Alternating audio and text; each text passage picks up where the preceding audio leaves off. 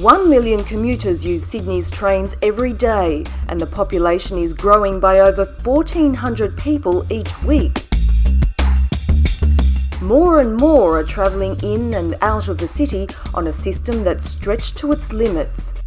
It cannot stretch anymore.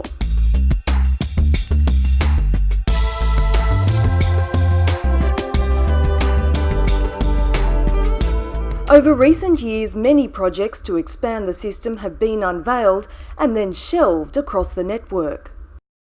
Now, more than ever, Sydney is crying out for an integrated system that works better and has the capacity to efficiently meet the demands of a growing city. I'm a train guard at Mortdale, so I see congested trains all the time, and more people are using the trains, but there's less trains, or they're cutting back services. We need to try and get more services, and if there's a delay, if there's a train breakdown or there's an emergency on the platform, a train stops and the trains behind it are starting to back up and clog the system. So we need to try and untangle the system and improve what we have there for the community, for the passengers. With the rail system under strain, a huge amount of pressure is put on Sydney's roads. Peak hour travel often results in gridlock, and road conditions are deteriorating due to the ever-increasing number of vehicles. There just seems to be so much money spent on roads.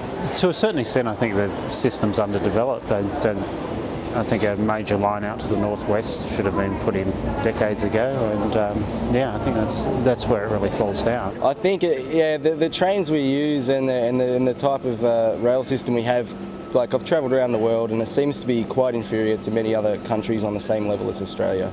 I've changed my work hours so that I come in later so that I can actually get a seat on the train instead of, standing, because I get on at Lidcombe and it's always packed by the time it comes to Lidcombe. So what can we do to persuade policymakers and the community that an improved rail system is what's needed? There are 3 basic projects that we've identified where it's already gone through all the regulatory requirements, and it's all been ticked off, ready to go. All it needs is funding. The areas that we're talking about out of Western Sydney and Southwest Sydney, they're areas that obviously need this. There's a huge growth out there in the community. There's more and more houses being built out there every day.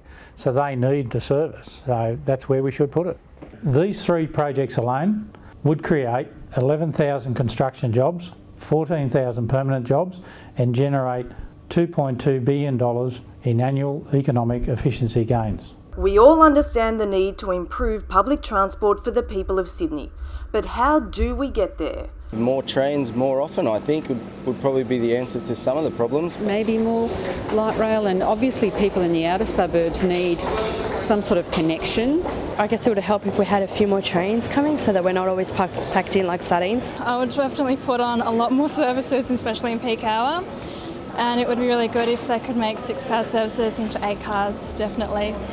Ties need to be built with the community, policymakers and government to ensure the best plans are realised, and to ensure everyone has a voice in the future of public transport for New South Wales. These types of projects will reduce pollution. It will obviously ease road congestion in those areas. It will also give people an alternative method of transport, plus it will also allow them to move across the network, which they can't do at the moment. You're restricted to coming in on one direction and coming all the way into the city and then moving out. And obviously it's a cheaper method of transport for a lot of people. Where to from here? Make sure your voice is heard. Join the push for better public transport today and ensure the network delivers for you.